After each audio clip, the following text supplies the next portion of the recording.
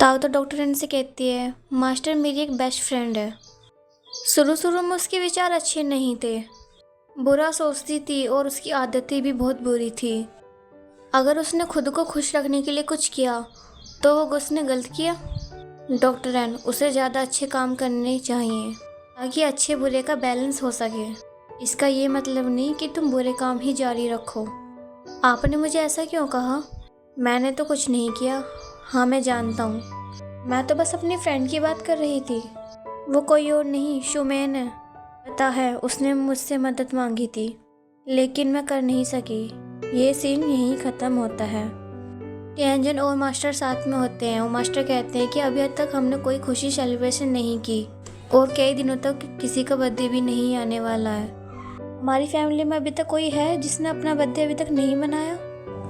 ताऊ ताऊ ने हमें उसको सरप्राइज़ देना चाहिए। ये सीन यहीं ख़त्म होता है। नेक्स्ट सीन में देखते हैं। ताऊ ताऊ क्या मास्टर आपने शुमैन का वो वीडियो देखा है?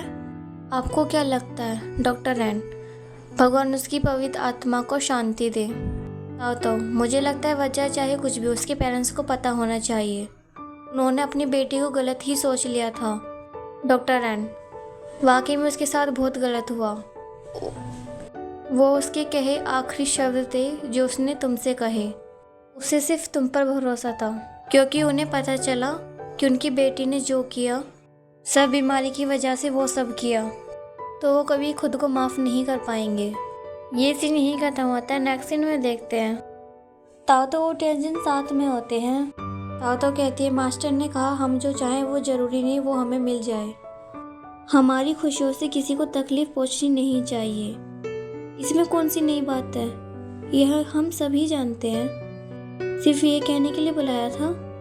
पहले मुझे तुम्हारी दौलत से प्यार था लेकिन अब तुम मुझे अच्छे लगने लगे हो क्योंकि मुझे तुमसे प्यार है। टियानजन इसी वजह से मैं तुमसे प्यार करता हूँ। तुम्हें पता है तुम बहुत ही बिंदास लड़की हो, बिना डरे तुम सब कुछ बोल देती हो। ये सीन यहीं ख़त्म होता है। नेक्स्ट सीन में देखते हैं। लिखवान तुम यहाँ 3 महीने से हो, तुम्हें कैसा लग रहा है? पहले मुझे कुछ भी समझ में नहीं आता था पर लेकिन मैं अब काम सीख चुका हूँ। यही सुनना चाहता था। मैंने तुम्हें यहाँ इसलिए बुलाया क्योंकि मुझे तुमसे कुछ मदद चाहिए। मुझसे क्या मदद चाहिए आपको? हाल ही में हमारी नई मेडिसिन का बेंच आया है, उस बारे में जानते हो ना? हाँ मैं जानता हूँ। कंपनी से प्रमोट करना चाहती है इसलिए तुम्हें बुलाया है। एक टेंट हमें आज ही भेजना है। मैं चाहता हूँ कि तुम मिस्टर हो से पता लगाओ बाकी कंपनियों में इस मेडिसिन का प्राइस कितना रखा है।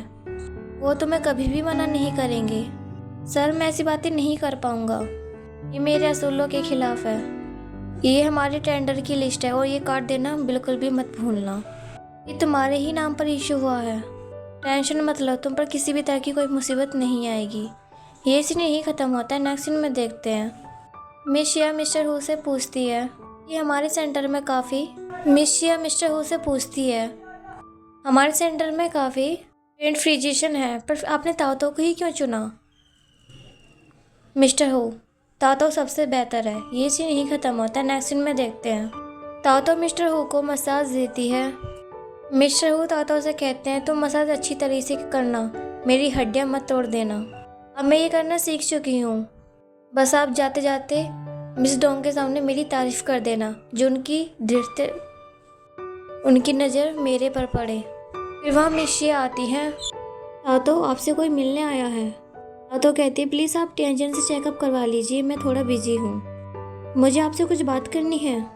मुझे एक्यूपंक्चर की ज़रूरत नहीं है, मैं आपसे बात नहीं कर सकती, मैं बहुत बिजी हूँ। तो कोई बात नहीं, आप यहीं बात कर लीजिए। बताइए क्या प्रॉब्लम है? मैं कंगाल हो चुका हूँ। मैं कुछ दिनों में सड़क पर आने वाला हूँ। मेरा सारा पैसा डूब गया है, अब तुम ही कुछ करो।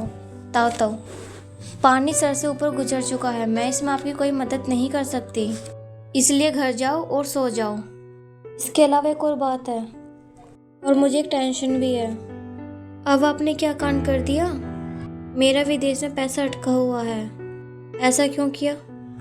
मैंने ऐसा इसलिए किया क्योंकि अगर यहाँ कभी कोई दिक्कत हो गई तो मैं सब कुछ छोड़ के विदेश चला जाऊँ। अब मुझे लगता है कि वो पैसा भी डूबने वाला है। अब मैं कंगाल हो चुका हूँ, इसलिए रात को मुझे नींद भी नहीं आती। मेरे सपने में वो बूढ़ी आंटी मुझे नोच नोच कर गालियाँ देती हैं। डॉक्टर, मेरी बीमारी का इलाज कीजिए। देखिए मास्टर, देखिए सर, मेरे मास्टर ने बताया था जिस किसी इंसान का फर्ज होता है, चाहे कोई ना देखे पर ऊपर वाला जरूर देखता है। अगर आपको ऐसा लगता है कि आप भाग जाएंगे और किसी को पता नहीं चलेगा, ऐसा कुछ नहीं है। कर्ज आपको चैन से जीने नहीं देगा।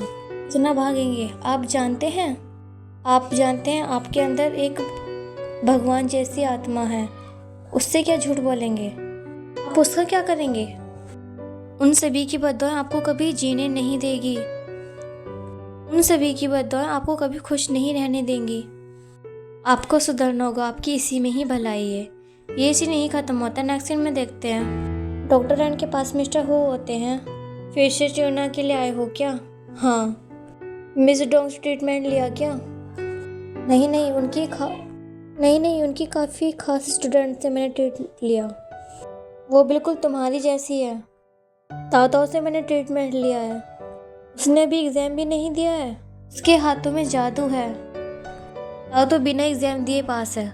मैंने काफ़ी से मसाज लिया है, लेकिन वो सबसे बेहतर है। ये सीन यही ख़त्म होता है। नेक्स्ट सीन में देखते हैं मिस जो कहती है, मेरे पति ने कहा था मैं ये उनका खजाना आप लोगों तक पहुंचा दूं। ये सब चीज़ें आप रख लीजिए। डॉक्टर रैन, ये तो बहुत ही ज़्यादा महंगे हैं। मैं ये तो नहीं जानती, लेकिन उन्होंने मुझसे कहा था इनका सही इस्तेमाल सिर्फ डॉक्टर रैन ही कर सकते हैं। ये इसलिए उन्हें दे देना। प्लीज़ आप इन सबको रख लीजिए। और ये डोनेशन ट्रेनिंग क्लास के लिए है, और उन्होंने जाने से पहले दिया था।